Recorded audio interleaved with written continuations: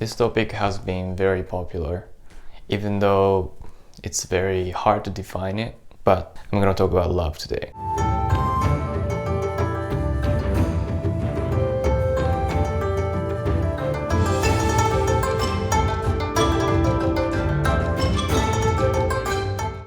What's going on, bucks and those? This is Taiki and welcome to ShishiGoat. Today's video is about love. Now, to tell the truth, I'm trying to pick a niche still. I talk about Japanese stuff, environmental problem stuff, and also psychological stuff, but I've been trying to figure out how to kind of niche down, because many of you know my channel as a Japanese language stuff, but I'm starting to wonder if that's something that I would really want to do. Anyhow, today's topic is kind of psychological genre. Before I dive into the topic love, I want to make sure that love is kind of hard to define, and the definition that I'm gonna introduce is gonna be uncertain as well. So this definition is not my definition, but Brené Brown is a researcher, writer, and professor at the University of Houston. She's been on TED Talk before, and she researches about wholehearted journey, which is to live with authenticity, and also to how to cultivate courage, love, compassion, those things that have positive impact on lives. So she studied about wholehearted journey by interviewing many people who actually live with wholeheartedness for 10 years, which is a lot. And I read her book called Gifts of Imperfection. I have that book in the link in the description below. You can check it out. It's a great book, and I've learned so many things about love and belonging and compassion.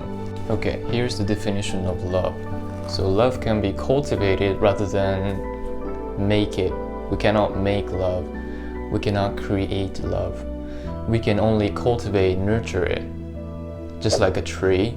And the love can be cultivated by allowing our vulnerability and also the powerful aspects to be seen and known by others. If you love someone, right, whatever, your boyfriend, girlfriend, whatever, if you love someone, that's how much you can love yourself. That's the definition that Brené got by interviewing people.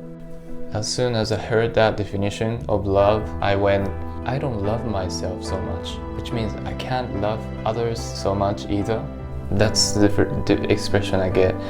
And some people would some people would be arguing about that definition. You mean, I love my husband more than myself. But the love, 10 years of studying, the Brené let that definition, brought that to light, and we had like a summarize, like a conclusion of we have to practice self-acceptance and self-love in order to love others. I know you have an experience of being judgmental towards yourself than to others. So let's say you have a photo of your family, or with your friends, you have a photo of you and your friends, and you kind of compare yourself with other people, and I'm not pretty enough, I'm not handsome enough, I'm not tall enough, I'm not skinny enough, right? That's like you're being judgmental. You wouldn't think the person next to you is fatter than me. You might think that, but it's less likely to say that, right? Because you're more judgmental towards yourself than other people. I always had that experience, and I sometimes do. So when I have photo with my friends, I just compare me and other hot guys. Oh, he's hotter than me. I don't think I'm worthy of love. He is worthy of love, but I don't think I'm worthy of love because I'm less attractive compared to him. So what I did to overcome that self-hatred, I meditated. I started meditating I've been meditating for about 3 months now, and it just helps me become less judgmental. Not just myself, but other things. Right, I just accepted how the things are, how I was, and I meditate every day, and it feels very great. And I'm gonna talk about meditation, how to meditate, how that changed my life, effectively in the future videos, definitely. So stay tuned if you're interested in. Go back to the love that Brené was defining. So in order to cultivate love, you have to kind of know the poison that is killing, the damaging, the roots of love. Love tree, we have a love tree, right? We cultivate, we nurture it. Those poison include shame, blame, disrespect, and those feelings that we consider as negative. And we have to kind of detect them. We have to accept them. That's how we kind of kill them. Or not gonna kill them, but it's gonna make them go away or less affecting. So in order to do that, meditation is one suggestion, and also to share the shame and also like those negative feelings with people who you trust, right? You want to choose who you talk to, right? So if you share your shame with someone you don't really know, that's kind of risky, because they might spread the word that you're kind of ashamed of your insecurity, and it kind of damages the roots even more, right? It creates a negative cycle. So I want you to pick someone who you really trust, who listens to you very, very carefully, and also willing to help you, right? Might be your sister, your brother, your best friend. You choose and just talk to them about your shame, your unpleasant experiences. In that way, you kind of build up your self-acceptance, which can lead to loving others.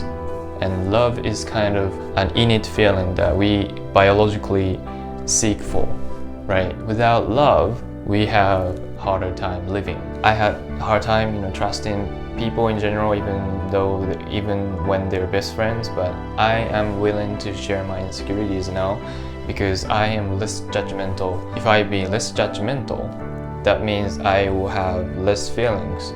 Like, what would he think about myself if I share my stories? That's kind of judging my feeling. That's kind of being anxious of that feeling to be shared. But through meditation, it helps me kind of disclose myself. So I highly recommend meditating, and that's very simple. You kind of listen to pay attention to your breathing. You don't have to take deep breaths, right? And about sitting, about standing, about reading while meditating, that's acceptable. You might think meditation, you have to sit down, you have to kind of straighten up, your posture is kind of matters very well, but it's not true. And I want to talk about meditation in detail in future videos, so definitely stay tuned, okay? That's it for today. Thank you so much for watching until the end. If you liked it, please give it a thumbs up and subscribe to join the herd, and hit that notification bell to stay tuned. And I will see you in the next one. Until next time.